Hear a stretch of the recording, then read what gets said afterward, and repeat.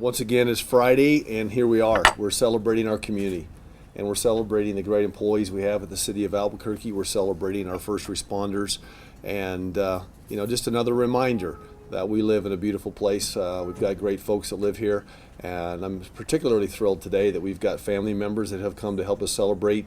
We've got children here, and so we want to make sure that we invite everybody up when it's time to take pictures and everything else. So we're going to start today with Employee of the Week, and we also have a citizens kind of a kudos this week as well. Today we're here to recognize 3 women who without hesitation provided medical aid to a man who suddenly experienced a severe medical episode while in one of our city's senior centers. Now let me start off with the bad news. This fella didn't make it. This is one of those stories where heroic things happened and the final outcome wasn't what everybody would hope for, but the fact of the matter is it's an extraordinary effort, and that's what we're here to celebrate. And we've had a number of these stories over the years where our folks stepped up in time of crisis. So with me today is Sandra Lucero, who's a center manager at the North Valley Senior Center. I don't have name tags right here. America Bencomo, who's the program director. America's here. And Josephine Chavez, who is a volunteer at the site. And of course, George Armijo Brasher, who's our director of senior affairs.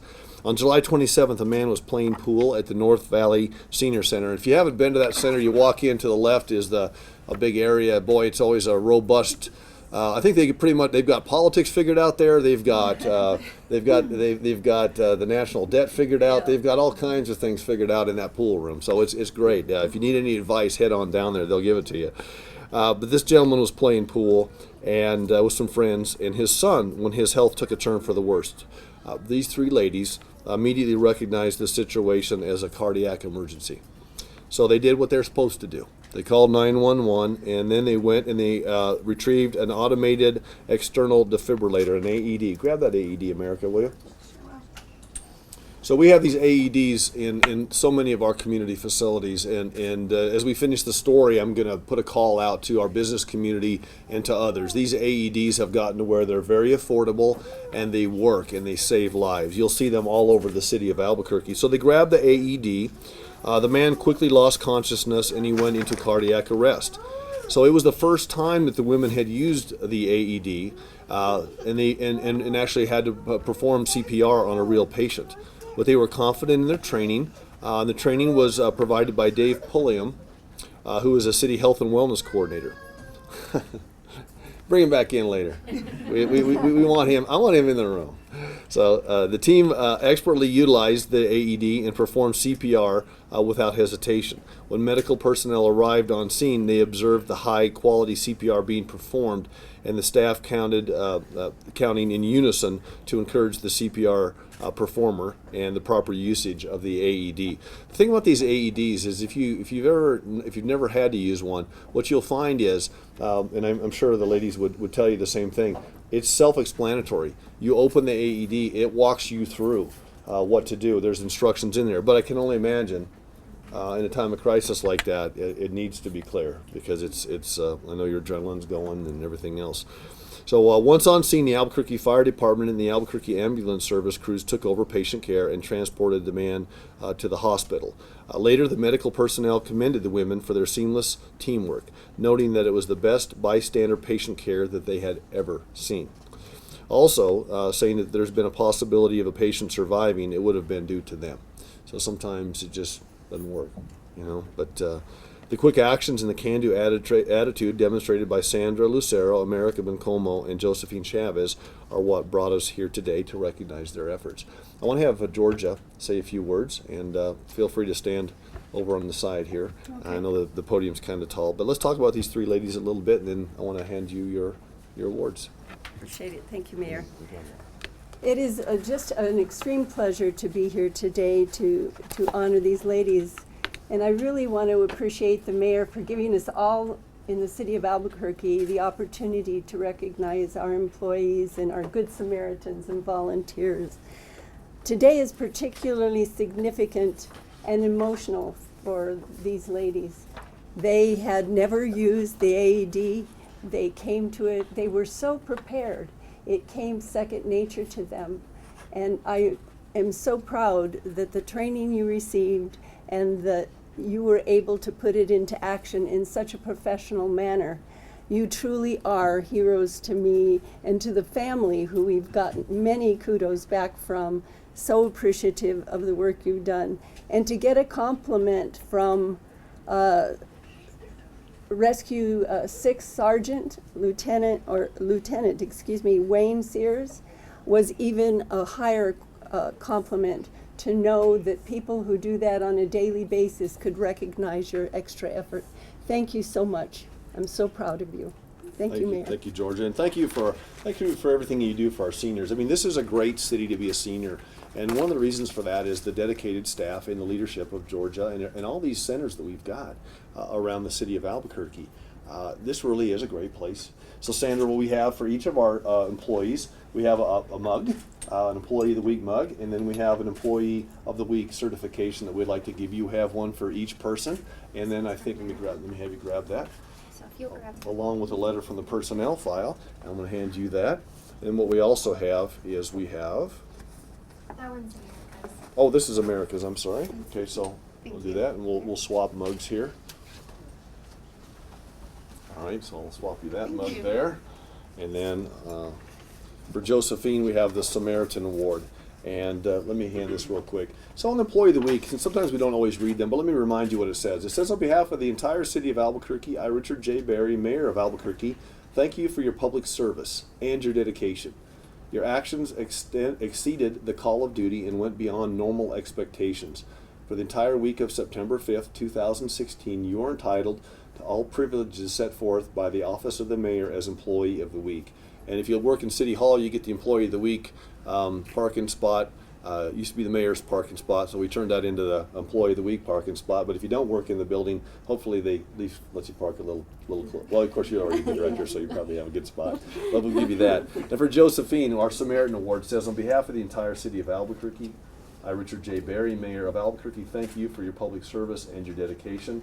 Your actions have touched the lives of Albuquerque citizens, and we are all very grateful for your generosity and consideration. So thank you so much. Thank you so much. Let's give these ladies a big round of applause. Thank you. Today, we're going to move on to our Friday's Heroes. And once again, as you can see, we have our Albuquerque police officers here with us. Chief Eden, thank you so much for being here as well.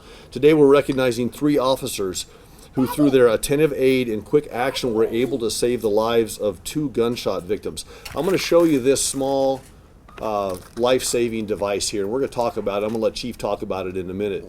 But a couple of years ago, and I don't remember exactly, what, maybe three years ago or so?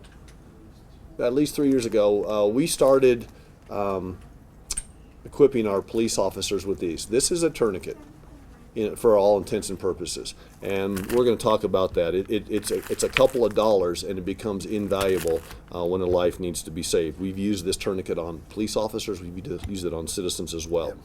So these 3 officers were able to save the lives of 2 gunshot victims. Officer Cole Knight, there he's right here, and his family. Officer James Clemons is right here, and Officer Joseph Costales is here with us as well. On May 29th, Officers Knight and Clemons were on downtown foot patrol when they heard 5 gunshots just south of their location. They were able to see a man lying on the ground in the middle of 3rd Street. The 2 officers ran to aid the man, and when they approached, Officer Knight saw that there was a second man injured, and who actually was in far worse condition. Officer Clemons stayed and continued to provide medical care to the first man, while Officer Knight went to attend to the second individual. Officer Knight could see a large amount of blood around the man's hip, and upon inspection was able to locate the gunshot wound. He saw the man was unresponsive and losing a lot of blood, and realized that the wound was dangerously close to a major artery. Officer Knight then proceeded to apply one of our tourniquets to stop the bleeding while awaiting the arrival of medical personnel. And while Officer Costales then arrived on scene and came over to assist Officer Knight, at which point he located a second gunshot wound in the man's arm. The man's arm had been shattered by the bullet, so they immediately applied pressure to the area to stop the bleeding. So think about last week. We were here last week, and we talked last week also about APD personnel providing medical attention because they were first on scene. So another story about that this week. So once rescue arrived on scene, Officer Clemons provided a quick injury briefing, which enabled the crew to immediately transport the man to the hospital. Initially, the men were listed in critical condition, but were later reported as being in stable condition, in part due to the heroic action of these officers, not just enforcing the law, but providing medical aid attention and saving lives on the scene. And so for that reason, these gentlemen are our Friday's heroes. I'm going to have Chief Eden talk to you a little bit about some of the other work that these guys do. And then before we do that, let's introduce some family. Who do we have with us today? This is my daughter Kennedy, Hi. my stepson Kingston, my oldest Anarin, and my girlfriend Susanna. Nice to see you. Who you got with you? This is my son James Jr. James, hey. This is my wife Vanessa, and my little one Alexander. Oh, I already got a name already. Yeah. All right. So, hey, thanks for, any family with you today? No, just No, just you today. So, Chief, why don't you take over for just a minute? Well, I'd like to just go back maybe a few months in history.